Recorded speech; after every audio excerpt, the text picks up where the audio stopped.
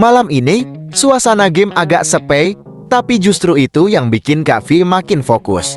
Dia datang seperti biasa, bawa handuk kecil dan botol air putih. Katanya, malam ini dia mau leg day, hari di mana semua tenaga dikeluarkan buat latihan kaki.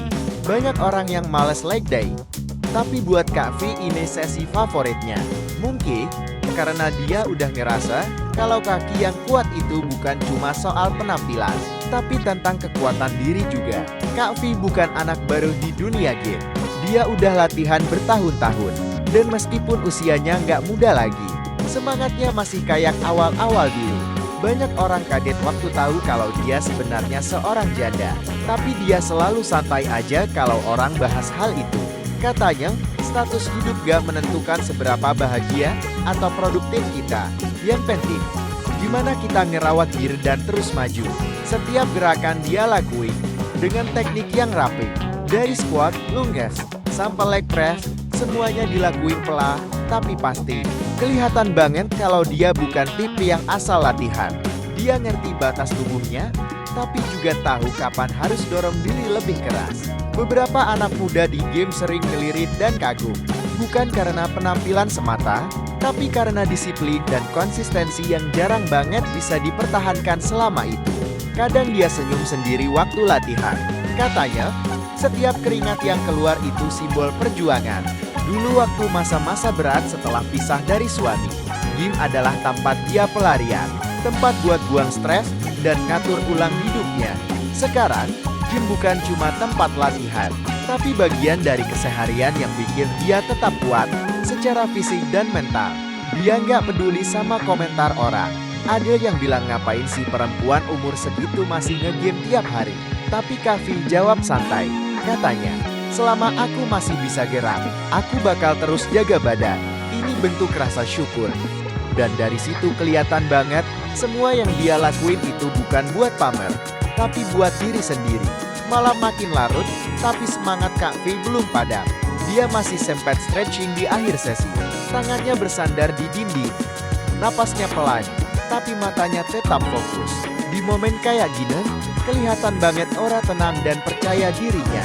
Kalau lihat sekilas, orang pasti bakal bilang dia perempuan yang hidupnya udah seimbang.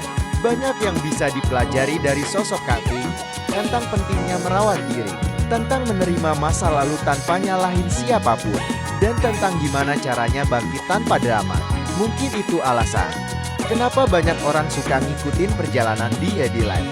Karena dari situ kita bisa lihat kalau kebahagiaan gak datang tiba-tiba, tapi hasil dari perjuangan kecil yang dilakukan setiap hari dengan konsisten dan tulus.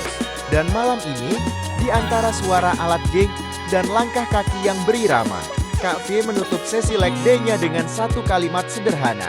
Capek sih, tapi bahagia. Malam ini, suasana game agak sepi, tapi justru itu yang bikin Kak Vi makin fokus. Dia datang seperti biasa, bawa handuk kecil dan botol air putih. Katanya, malam ini dia mau leg day, hari di mana semua tenaga dikeluarkan buat latihan kaki. Banyak orang yang males leg day, tapi buat Kak Vi ini sesi favoritnya.